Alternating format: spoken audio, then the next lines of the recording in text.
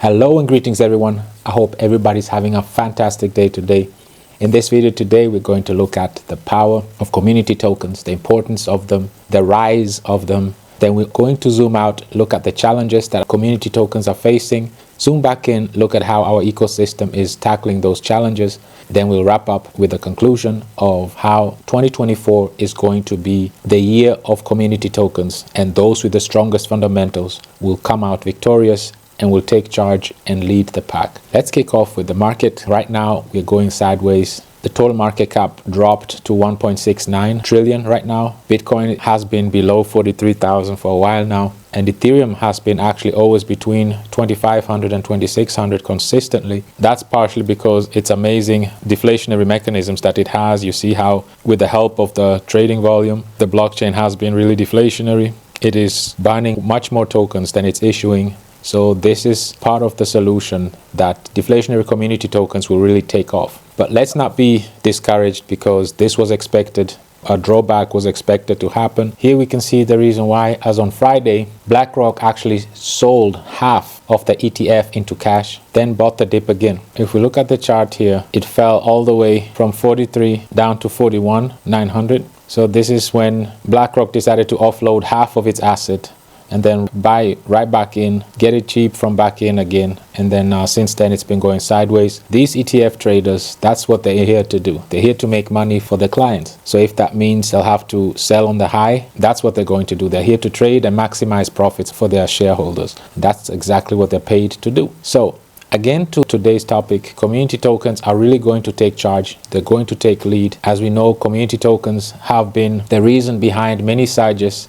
If we look at Solana right now, between November and December, Solana actually surpassed $100 as meme coin frenzy continued to drive the rally. Users' interest have coincided with the explosive growth of the asset and the rising prices of related meme coins. And all this was due to the high interest of retail investors as a driver for the token growth. It's always the retail investors that are behind this. So without the retail investors, nothing is going to happen. Let's look at one more example. We already know how Pepe did the same thing. Pepe caused a spike in ETH gas price to hit a one-year highs. This community token hit a trading volume on Uniswap of 150 million over the past 24 hours. This outpaced wrapped Bitcoin and USDT stablecoin levels, which is impressive. It caused ETH to burn close to 9,400 ETH during those 24 hours. Nonetheless, even though it might have been fueled through FOMO, what always has been one of the causes of these projects not to really succeed and maintain their dominance in the space is because the lack of stable use cases and lack of liquidity as well. This has been the cause of many community tokens, is that the retail investors have always delivered, like we see here.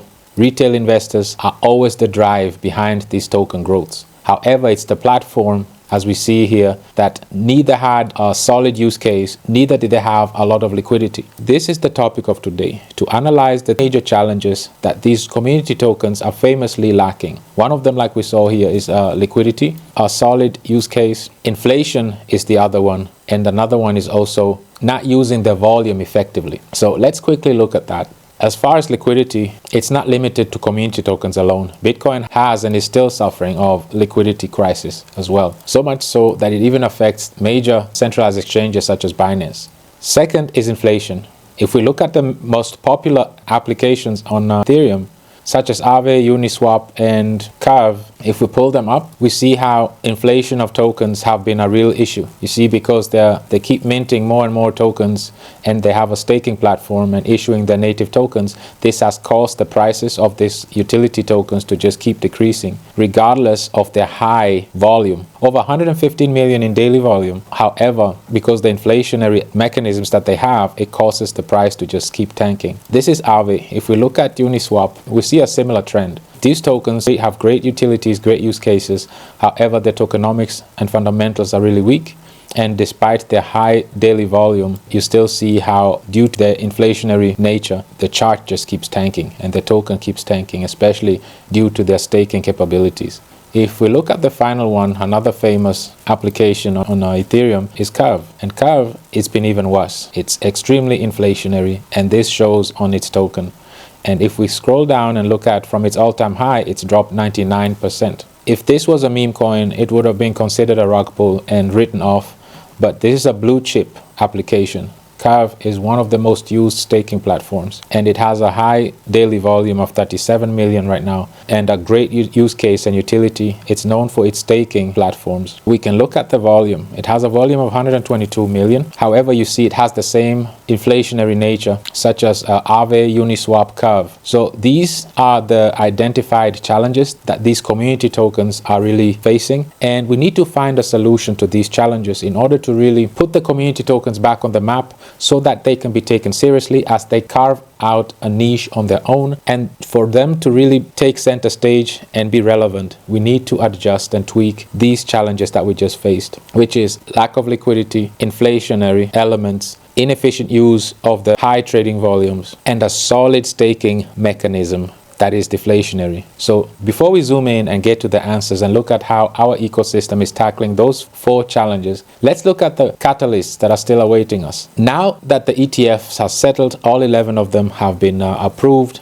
Next thing that we can look forward to is the Bitcoin halving. The interest rate cuts also is coming this year. Election is taking place, of course, as well. And during the election years is when really the market is set up to be successful, because these politicians will want to be re-elected. To be guaranteed election, you need to improve the financial markets, and this is usually the case during the election years. So that's another big catalyst. And then finally, Larry Fink is all over social media talking about how he wants to move on to stage 2, that is ETH, ETF, and also the tokenization of all asset classes. And this would drive efficiency in the capital markets.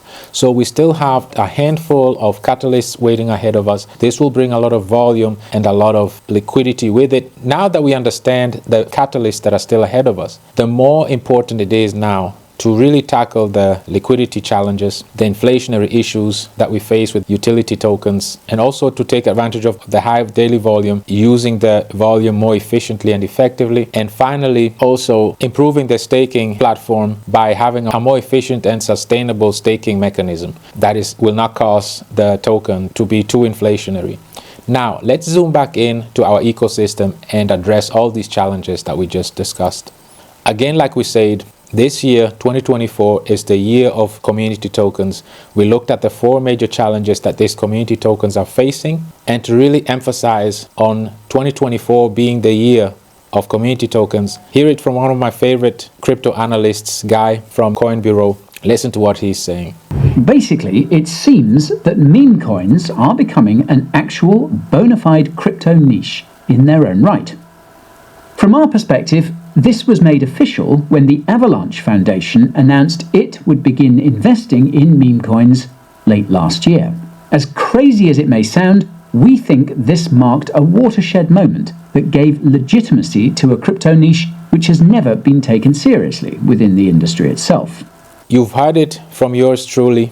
Let's continue with this. So now that we've identified the rise of community tokens as a niche, and we've identified the 4 challenges that are plaguing the community tokens, now let's zoom in and look at how our ecosystem, the BULLRUN ecosystem, is tackling these 4 challenges and positioning itself to be the leading community ecosystem that is ready to embrace all the catalysts, all the volume and liquidity that we are expecting. Let's tackle one at a time. How are we addressing lack of liquidity? We are addressing it in 3 different ways. The most obvious is through the taxes.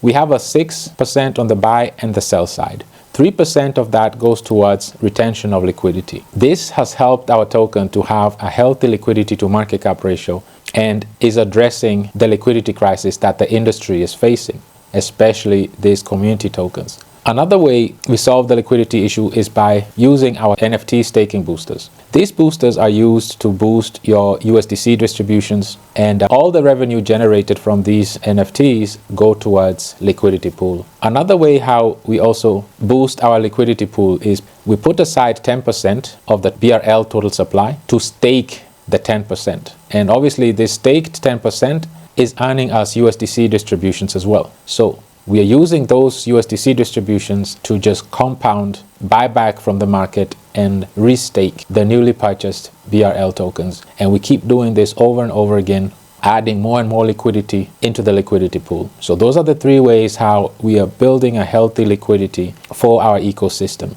How important is liquidity? Let's listen in. Yeah, I think, first of all, there's only room for one liquidity king. It's just the way it goes. There's going to be one ETF that like just gets most of the organic volume. And once that one is sort of known as the one, more institutions and bigger investors will use it, and it'll just grow. It's like a snowball rolling downhill, and they all want to be that one. That's again why this is so fascinating. There can only be one volume beast. That one is set for life. It has immunity from the Vanguard effect. It never has to lower its fees, ever. Because when you're that liquid, people don't really care what you charge. Now that we understand how important liquidity pools are, and those who have the deepest liquidity pool will reign supreme and will be the liquidity king, and that even BlackRock and their comrades are fighting hard to gain the volume they need through retailers in order to build themselves a healthy liquidity pool. Now, let's move on how we tackle deflationary aspects. We have true burning mechanism. 1% goes towards burns, and these burns don't go to a dead wallet. They actually remove tokens from the total supply. We started with a total supply of 1 million, and if we go to Etherscan, you see how now we're down to 972,000 tokens. So we've burnt more than 27,000 tokens, and these are removed from the total supply. So we don't just have a deflationary mechanism, but we are scarce, so total supply keeps decreasing. This mechanism is one of our implemented mechanisms that assists our chart not to look like this. Moving on to our staking platform, because we need a solid and sustainable staking mechanism.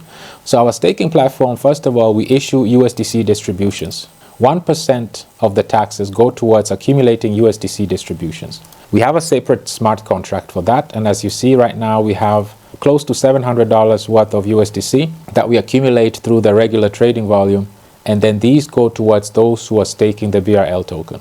How important is staking? You see that our number one wallet here is our staking contract. So close to 58% of the total supply is being staked. And those who are staking their tokens, like I said, they're participating in the USDC pool, and they'll be able to receive the USDC distributions. We have a scalable staking platform that is based on volume and that issues not our native token, but is issuing USDC, as you see here, as staking distributions. Now we've covered how we accumulate and retain liquidity, how deflationary we are by implementing scarcity in our total supply, how we are accumulating USDC for those that decide to stake their BRL tokens.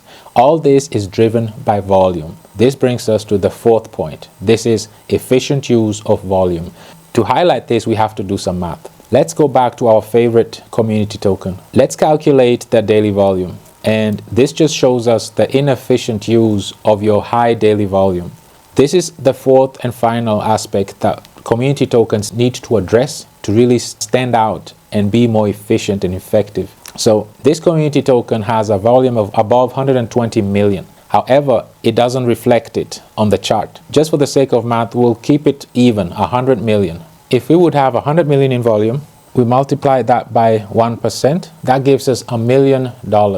So that means applying our tokenomics here, that means $1 million would go towards burning tokens, removing them from total supply. As we saw here, our total supply would keep shrinking, keep reducing, making us scarcer and deflationary. Another percent would go towards USDC accumulation, like we showed you here in our smart contract.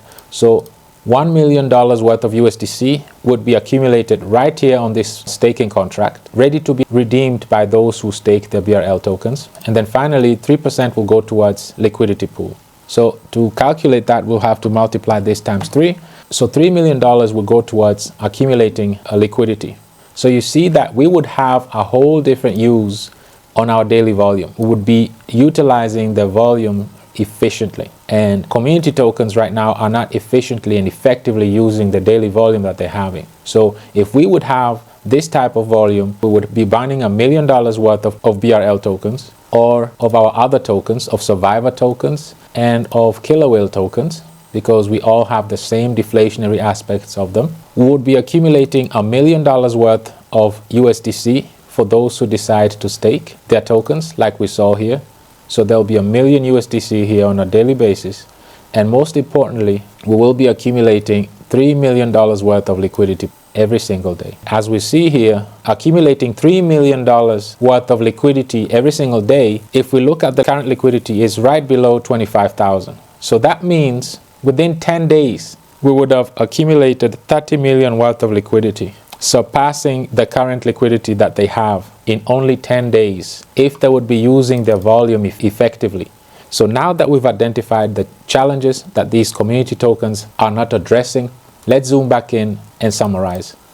Our ecosystem was built from day one to address the challenges within the crypto space. Like we clearly saw, it was lack of liquidity, inflationary aspects, lack of effectively using the volume, and lack of a sustainable staking mechanism. So those 4 aspects are being addressed within our ecosystem, and they're all sustainable because it's all driven by volume. That means it's also scalable. So the higher the volume, the higher the binding rate, the deeper the liquidity, and the higher the amount of the USDC that is being distributed to those who decide to stake their tokens. All our 3 tokens are deflationary, starting with BULLRUN, going over to Survivor, and our Killer Whale token as well. They're all extremely deflationary tokens, and in the mid to long term, they're all accumulating deep and sustainable liquidity. This is the short video for today. It was just to highlight 2 things. For one, 2024 is the year of community tokens, and those with strong fundamentals and have a solution to the 4 major challenges faced by these community tokens will be on top and will be the leaders, especially those who have the deepest liquidity. As we saw, those will be the ones that really dominate and will attract most crypto enthusiasts to join that ecosystem and trade on that liquidity pool. Our number 1 aim here for BULLRUN is to be the most liquid utility token in existence, and we demonstrated that we have built-in mechanisms within our ecosystem to retain liquidity. It is time for BULLRUN to reign supreme as the undisputed liquidity king, and this is what we're here to display. This is our claim to fame, and this is what we are in the space to change. We're here to revolutionize the basic fundamentals and the tokenomics of community tokens, and this puts us on the forefront and sets us apart from the rest of the community tokens. This is it for today, community. I hope this was informational, educational, and inspirational to you. This is not a financial advice. It's just to inform, educate, and inspire you as you go about through your crypto journey. Look at this as your reference point and a start of going through the rabbit hole. Now, as we are facing these many catalysts that are still ahead of us, Bitcoin halving is still ahead of us, the interest rate cuts are still coming. 2024 is the election year. BlackRock still has big plans with tokenizing asset classes and Ethereum ETF. So many more catalysts are coming to bring in volume and liquidity, and you want to be part of an ecosystem that is retaining liquidity, binding tokens, accumulating USDC for those who decide to stake their tokens, be more efficient with the use of the volume, and we're addressing all those aspects right here in one ecosystem. Beyond that, we're tackling the educational challenge as well, as we have 3 weekly events. We are also tackling the losses through hacks, scams, and exploits. Last year alone, it was $2 billion worth, and these were all due to scams, rug pulls, and hacks. The way we tackle that is by, like we said, we develop our own community-driven tokens, our latest one being Survivor, and we have our Killer Whale tokens. These are all in-house, community-developed, and community-driven tokens. As we see here, they're all fully decentralized, meaning the contracts have been renounced. Liquidity pool is locked for 100 years. 100% of the Survivor tokens are in the liquidity pool. There are no team allocations, no whitelists, no pre-sales, no ICOs. And we have a 1% ban, which triggers the deflationary aspect of these tokens. And of course, this makes these tokens 100% community-driven and decentralized and transparent. This is our mantra, and this is why we develop our own community tokens to bring security to our community members. And finally, social network. This is how we want to go about being the global decentralized community that welcomes all crypto enthusiasts to a platform that is developed to address the 4 challenges that a lot of community tokens are not addressing. And it's time that we come together as a crypto community and rally behind a platform that is built to address all the challenges that we're facing. With the bull run coming, we'll be able to fully utilize the volume that comes with it, and we'll be able to showcase what our ecosystem is all about. This is it for today. Want to wish you a wonderful rest of your day. And as always, let's keep in touch.